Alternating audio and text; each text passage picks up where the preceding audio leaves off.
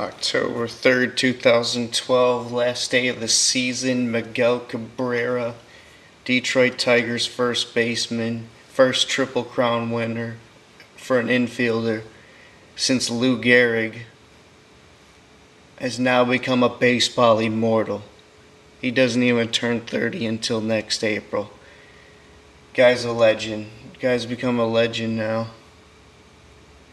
No Tigers hitter has ever even hit 40 home runs in Comerica Park since it's opened in 2000. I was able to follow this whole season with Miguel Cabrera. Amazing. He's been usually a 30 home run to 35 home run hitter throughout his career, always improving the average. He usually tries to go the other way. That's why he doesn't hit that many home runs, because he hits for average. Instead of being a 300 hitter and a 40 home run guy, like Prince Fielder style, he goes for the 330 and 35 home runs to create more damage. He ended the season 44 home runs, 330 average, 139 RBI, second Tigers hitter ever to win the Triple Crown, and only the 17th player of all time to win the Triple Crown. The first guy who won the Triple Crown only hit like 4 home runs, like in 1878 or something. Miguel Cabrera, he's come a long way. Remember, he made his 2003 debut with the Mariners team, who was a really good team, coached by Jack McKeon, and they came up and they ended up beating the Cubs and beating the Yankees at Yankee Stadium and win the World Series his rookie year when he came up. He was so skinny, he was starting in right field. He started in right field in the Bartman game against the Cubs, the infamous Bartman game. MLB Network was playing it, and just classic. He's always gotten better.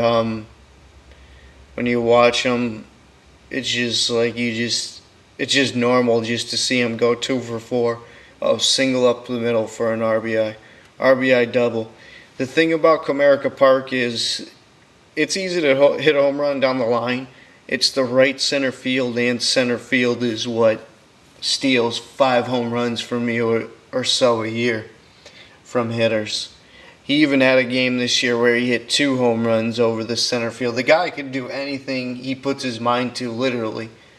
And with the Tigers struggling down the stretch, and it was looking like it was going to be a bust this year, because it was looking like the White Sox were going to take the Central.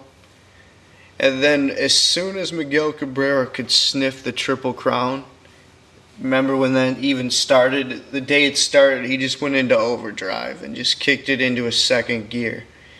And it's like the game that he hit 2 home runs over the center field. He was the first player to hit 2 home runs over center field in the same game.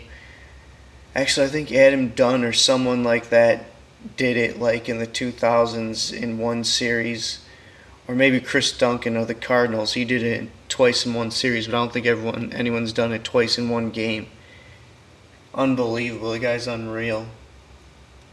And just completely took over the Triple Crown. For documentation purposes, let me say, Edwin Encarnacion got hurt at the end of the year. He's had a phenomenal year. He had a chance at the home run title, so did Josh Hamilton. And Josh Hamilton's always in and out of the lineup. Thing about Miguel Cabrera, he's always going to get you 680 bats, give or take, every year since '04.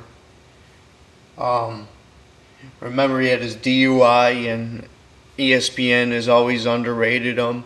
Then the Tigers signed Prince Fielder to 2020. Miguel Cabrera signed for 2015. He's under $153 million, which is a complete bargain for a player like him, considering Prince just got $214 million for 9 years. Cabrera signed an extension in '08 for 8 years and $153 million. And then he lost his position, but he went back to his original position that he used to play with the Marlins, as we know. And A lot of people didn't think he could take it, but the thing about Miguel Cabrera, like I said, he could do anything he puts his mind to. And he's like a natural athlete. And as long as he has the concentration, he was fluid, and he's been fluid since day one. He got nailed by the Hunter Pence line drive in spring training and like almost messed up his eye socket. That was a dangerous injury. He only missed a few weeks. Was ready for opening day. And then he had only like one shaky play in the opening week, and then ever since then he was solid the rest of the year. Unbelievable. What an amazing season to watch. He's got a cannon at third. I remember this is coming off of Justin Verlander in 2011, his Triple Crown, the pitcher's Triple Crown season.